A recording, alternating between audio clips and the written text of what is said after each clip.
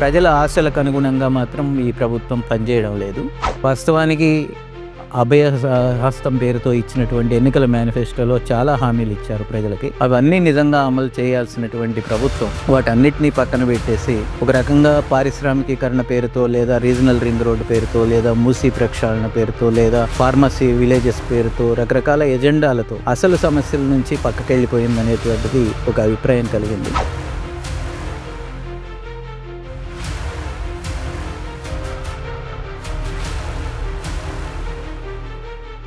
ముఖ్యంగా పేద ప్రజలు ఆశిస్తున్నది ఒక ఆసరా పెన్షన్ రావాలనేటువంటిది, ఒక ఇందిరమ్మ ఇల్లు రావాలనేటువంటిది, ఒక రేషన్ కార్డు ఉండాలనేటువంటిది, ప్రభుత్వ స్కూళ్ళు కావచ్చు, గురుకులాలు కావచ్చు, ఎస్సీ ఎస్టీ సప్లాన్ కావచ్చు, మైనారిటీ సప్లాన్ కావచ్చు, ఇవన్నీ అమలు కావాలనేటువంటిది కోరుకుంటున్నారు.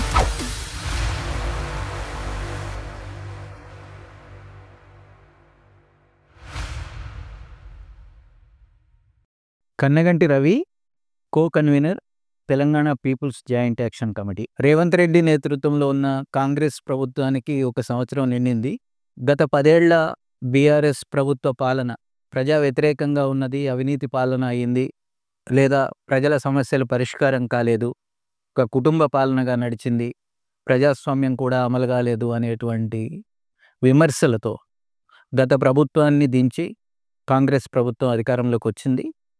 ఆ రోజున్న పరిస్థితుల్లో తెలంగాణ పౌర సమాజం కూడా, అది Telangana people's joint action committee కావచ్చు, జాగో తెలంగాణ కావచ్చు, లేదా ముస్లిం సంఘాల జాయింట్ యాక్షన్ కమిటీ కావచ్చు, అనేక సంస్థలు ప్రజల పక్షాన చాలా ఆశించి కాంగ్రెస్ ప్రభుత్వం తిరిగి గద్దెనెక్కడానికి కొంత భావ ప్రచారం అయితే చేసినాయి. కానీ గత సంవత్సర కాలంలో పరిపాలన చూస్తే ప్రజల ఆశలకు అనుగుణంగా మాత్రం ఈ ప్రభుత్వం పనిచేయడం లేదు.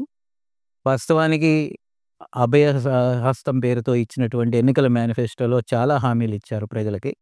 అవన్నీ నిజంగా అమలు చేయాల్సినటువంటి ప్రభుత్వం వాటన్నిటినీ పక్కన పెట్టేసి ఒక రకంగా పారిశ్రామికీకరణ పేరుతో, లేదా రీజనల్ రింగ్ రోడ్డు పేరుతో, లేదా మూసీ ప్రక్షాళన పేరుతో, లేదా ఫార్మసీ విలేజెస్ పేరుతో రకరకాల ఎజెండాలతో అసలు సమస్యల నుంచి పక్కకెళ్ళిపోయిందనేటువంటిది ఒక అభిప్రాయం కలిగింది. ముఖ్యంగా పేద ప్రజలు ఆశిస్తున్నది ఒక ఆసరా పెన్షన్ రావాలనేటువంటిది, ఒక ఇందిరమ్మ ఇల్లు రావాలనేటువంటిది, ఒక రేషన్ కార్డు ఉండాలనేటువంటిది, ప్రభుత్వ స్కూళ్ళు కావచ్చు, గురుకులాలు కావచ్చు, ఎస్సీ ఎస్టీ సప్లాన్ కావచ్చు, మైనారిటీ సప్లాన్ కావచ్చు, ఇవన్నీ అమలు కావాలనేటువంటిది కోరుకుంటున్నారు. కానీ వాటికి సంబంధించినటువంటి విషయాల్లో చర్చ క్యాబినెట్లో జరగడం లేదు, అసెంబ్లీలో జరగడం లేదు, బడ్జెట్ కేటాయింపులు కూడా వాటికి తగినంత ఉండడం లేదు. కాబట్టి ప్రజలు చాలా అసంతృప్తికి గురవుతున్నటువంటి పరిస్థితి ఉన్నది. ఒకవైపు బీజేపీ రాష్ట్రంలో వచ్చే ఎన్నికల నాటికి ఎట్లాగొట్ట ముస్లిం ప్రజల మీద ద్వేషాన్ని రెచ్చగొట్టేసి, హిందువుల్ని ఏకం చేసి తాను అధికారంలోకి రావాలనేటువంటి ప్రయత్నాలు చేస్తూ ఉన్నది.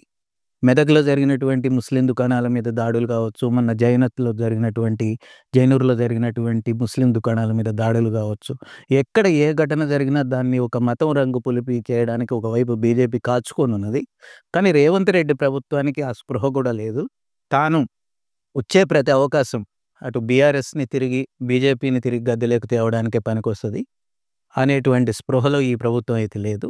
ప్రజలు అసంతృప్తితో ఉంటే ఎల్లకాలం పౌర సమాజం కూడా మౌనంగా ఉండలేదు. తప్పకుండా ప్రజల పక్షాన ప్రభుత్వాన్ని ప్రశ్నిస్తుంది, అడుగుతుంది, మాట్లాడుతుంది, ప్రజలు చేసేటువంటి పోరాటాలకు మద్దతు కూడా ఇస్తుంది.